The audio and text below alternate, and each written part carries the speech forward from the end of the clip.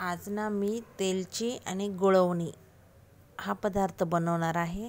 त्यासाठी मी कणिक चाळून घेतली आहे, थोडंसं मीठ घातलं त्यामध्ये आणि त्याचा असा छान गोल उंडा मळून घेतला। हे बघा, असा घट्ट गोल उंडा मळून घ्यायचा आहे कणकेचा। एक 5 ते 7 मिनटं याला छान भिजू द्यायचं। तोपर्यंत आपण गुळवणी तयार करून घेऊ। एका पातेल्यामध्ये पाणी घ्यायचं, त्यामध्ये गूळ टाकायचा। हे बघा, हे पाणी गरम करायला ठेवलं आणि त्यामध्ये आता गूळ टाकला। याला कमी गॅसवर छान उकळू द्यायचं, म्हणजे ही गुळवणी तयार होते।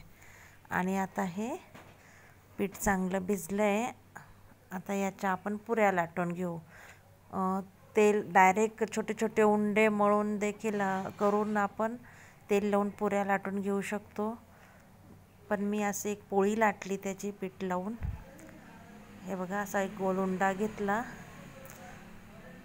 त्याला थोडंसं लाटून आतमध्ये थोडंसंच तेल लावलं, तेलाचा हात लावला म्हणजे फक्त, आणि पोळी चांगली मोठी पोळी लाटून घेतली।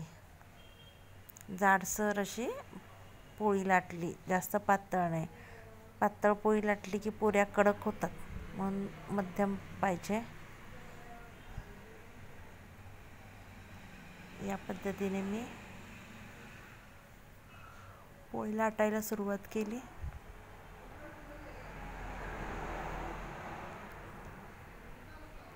हे बघा, अशी पोळी लाटून घेतली दोन्ही साईडने पीठ लावून। म्हणजे अशा पुऱ्या केल्या ना तर जास्त तेलकट होत नाही आपण। आणि जर आपण छोटे छोटे उंडे मळून करून आणि त्या तेल लावून त्या पुऱ्या लाटल्या ना, त्या खूप जास्त तेलकट होतात। आणि पीठ लावून लाटलेल्या पुऱ्या तेलकट होत नाही, म्हणून मी असंच करते।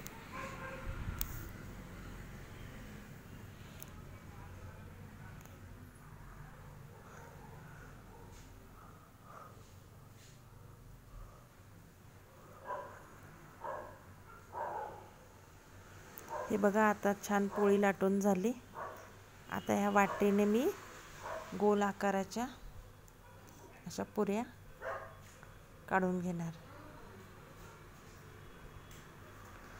या पद्धतीने सगळ्याच पुऱ्या करून घ्यायच्या। हे बघा, अशा गोल छान पुऱ्या होतात। आता आपली गुळवणी पण तिकडे तयार झाली बरं का। हे बघा, आता ही गुळवणी तयार झाली। पुऱ्या लाटून झाल्यानंतर आता तेल गरम करायला ठेवलं आहे आणि एक एक एक एक करून सगळ्या पुऱ्या तळून घ्यायच्या।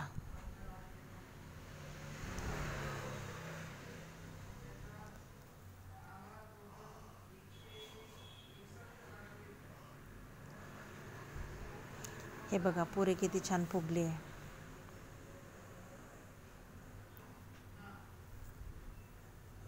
तुम्हाला जास्त लालसर आवडत असेल तर आणखी थोडा वेळ तळायची।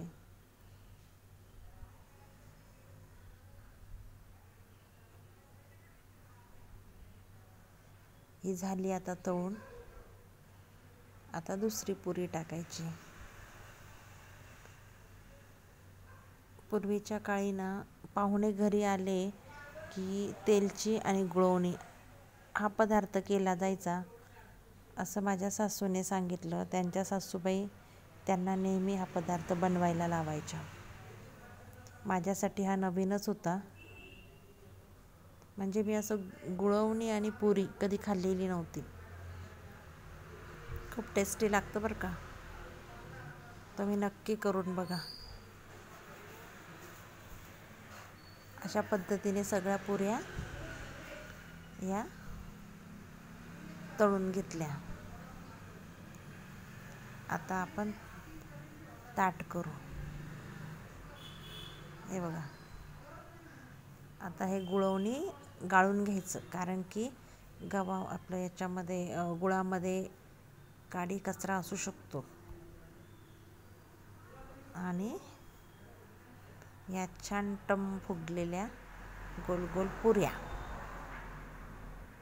या जेवायला आता तुम्ही। ही झाली तेलची आणि गुळवणी. हा पदार्थ तुम्ही पण नक्की करून बघा आणि खाऊन बघा.